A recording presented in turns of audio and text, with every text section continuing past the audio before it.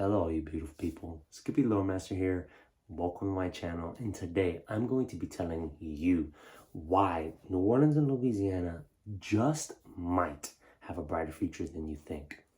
Now, I understand with that statement that there's a little bit of skepticism wound up into it with the might part. And that skepticism is very well founded through everything that, our community has been through over many years, kind of getting robbed of any chance of hope or improvement or, progress in the regard of quality of life. And once again, granted, this video is a very hopeful take on it, but I definitely understand everyone's criticism that will definitely come most likely. Their kind of almost like pessimistic way of looking at it, because, we've had so many hardships and we've been through so many disasters and catastrophes. However, I will say this, other than from the developments and the major projects and movements that have been happening within our state and within our city, I will say this before I get on to these other things that I've been studying and researching of late. You, the people of New Orleans, the people of Louisiana, okay, are the number one symbol of hope for me, for having a brighter future for our community. And the perseverance that you have gone through, it makes me want to be just the best Louisiana ambassador that I could be.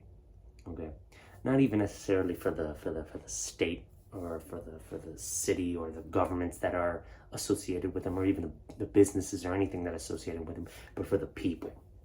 Okay, and I know I'm trying to say I'm trying to sound like I'm like a politician or something, but no, I genuinely do say, I love the people of this state and their strength and their perseverance, and in many ways also their generosity has been just truly inspiring. And it's been something that I've just seen over all my years, ever since, Katrina, when I was very, very, very little, to, even Ida today. I've seen in so many ways people helping each other, and giving back to other people, and showing their support, and kind of bringing along that Southern hospitality with it. And it's been enlightening, if you will, and it's truly shaped me as a person. And I will be eternally grateful to the people of New Orleans for always doing, and Louisiana for always doing that. However, also, your strength and your perseverance hopefully will be rewarded very soon with these projects that I'm about to list, or these developments, or these, different things happening within our state.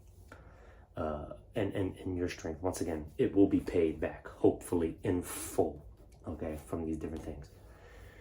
Now, the first one, obviously, as a real tangible project, is the most recent selection of Bayou Phoenix, which is a group of 3 different companies, Henry Consulting, TKTMJ, and Hillwood, to redevelop all of the Six Flags and Jazzland site, which is about 220-ish acres, and redevelop it into a catalyst, if you will, of possible future economic development specifically for New Orleans East, which is a really underdeveloped community, especially since Katrina, but also all of New Orleans, and once again, the state of Louisiana. And the possibilities of it, bringing in new tourists, and bringing in those people throughout the United States, but also, filling jobs, getting people who are unemployed and employing them, and increasing the tax dollars that'll eventually, build up from that. And also just in general for building things that contribute to just fun, just fun. Activities that we could all do. And some of these different things, that it's going to be a multi-phase project over many years, building many different things, but some of them include a logistics center, which is more of the for-profit business economic side of things, which is basically a fancy way of saying a warehouse that allocates tonnage and different things like that to different parts of the city and stores it. And it would mainly be allocating tonnage from the port of New Orleans, which is one of the biggest ports in the world, and helping to manage that and make it more efficient. They're also building a STEM NOLA center, which would be basically a gigantic education center to foster the education of both youths, primarily young people, youths. I'm sounding like a Southern boy, but also youth. That's my cousin Vinny. Oh wow, look at that. No, I'm joking. Anyway, but yeah, and to foster the development of in the sciences and in engineering, technology, mathematics, all those different fields of study, that will possibly help to create specialization within our workforce and make our workforce skilled and talented, so that for the future we could have actual jobs filled with people with meaningful educations that would then be able to change those fields and increase the diversification within our economy, and also contribute to research that will improve the world and improve the people all around them. So that's the STEM NOLA Center, and that's the importance of that. And you also have the more fun stuff like the indoor water park, and it's going to put like a hotel as well with it. Sports complex. They're going to put hopefully an amusement park. They're talking about putting a mega travel center, which I pray and hope that's a Buc-ee's. I pray and hope, because I love Buc-ee's.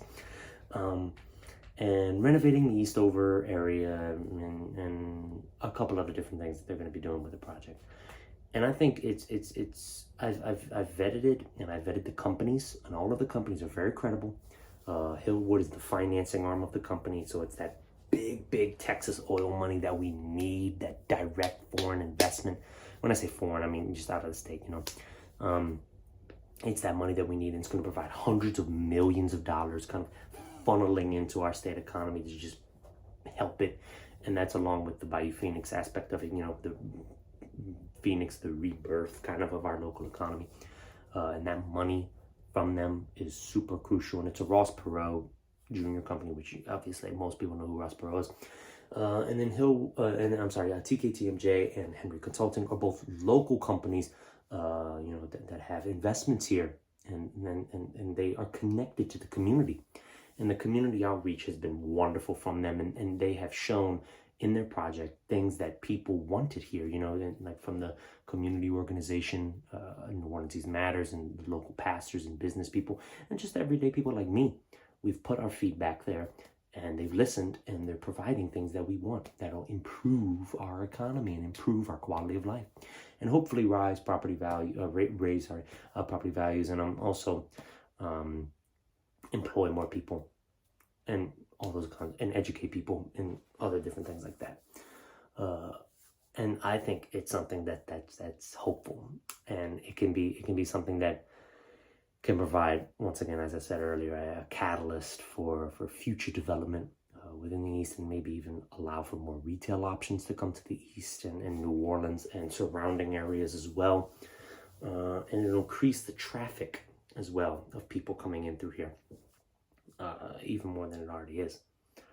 Now, building off of that point, onto the second major thing, is what you're starting to see, actually. You'll be surprised, but this is true statistically.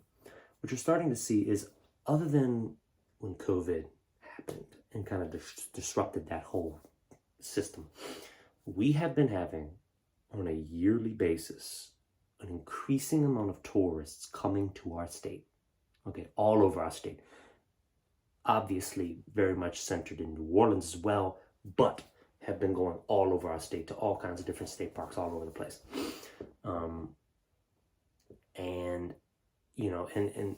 that is also one of the reasons why we have built very recently a brand new $1 billion terminal for our MSY International Airport.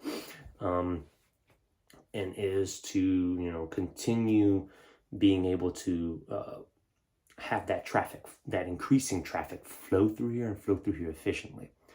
And recently our airport was just named best in the whole country in customer satisfaction, which has never happened by J.D. Power, which has never happened. And it's sort of like that, that little shining piece of silver and it's like a whole truck of rust. It's just shiny little spot, but it's beautiful, it's gorgeous. And the amount of traffic that it had flowing through it before COVID and whatnot kept constantly increasing each year, and that's why we built the brand new one to hold all that, you know, deeper traffic. And not only will Bayou Phoenix allow for just more things for people to do as more people are traveling in, but it also, you know, foster more people to come. And these statistics have been very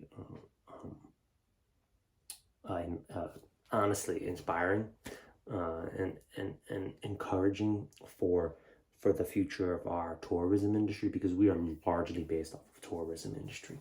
And the Office of Tourism, which is run by our Lieutenant Governor, which is Billy Mangesser, it's been increasing over the years, and you know the amount of people that have been coming in and spending money, right, investing here has been increasing. Despite what, you know, the amount of people leaving, we've been having people come in and coming here to not necessarily stay, but coming here to spend, coming here to, you know, to have fun, and coming here to enjoy the bounties of our state. And in our city as well. And that has been something that I've been noticing as a trend over you know many years. And we've been on a constant growth. Other than with COVID, we've been on a constant growth for 5 years when it comes to the people coming into our state and traveling to here for, you know, enjoying it.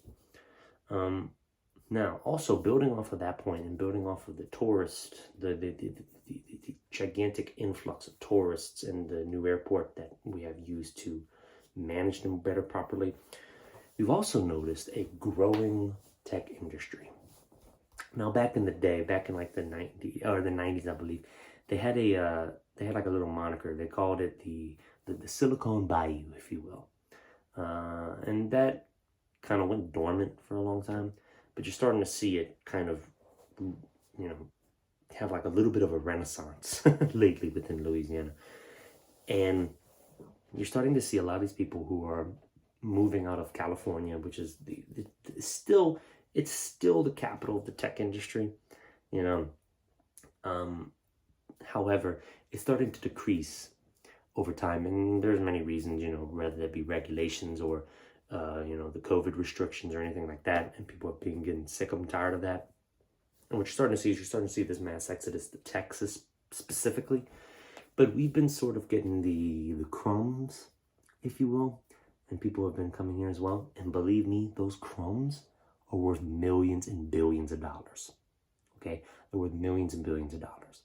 And you know, we've starting to see AT&T and Microsoft starting, and many more companies starting to invest money into our state and into the infrastructure and into the servers and all these and into the employment of tech people in the tech industry here. We've seen Possibility Space, which is a brand new company, a gaming company, started up by Jeff Strain, which is one of the leading developers in the gaming industry, and he just opened up a gaming studio down here in New Orleans, and then, you know, he's going to hire 75 high-paying, you know, employees, and it'll improve the interactive entertainment within our, you know, the interactive entertainment options within our state, and also going along with the interactive entertainment, even though it's not necessarily the Hollywood South has been booming, and then the improving cinema and the improving you know, kind of movie industry down here. It's been wonderful. And just like with the tech industry, California doesn't necessarily have the monopoly on it any longer. And we've been kind of taken away from it a little bit, and improving on that and getting the tax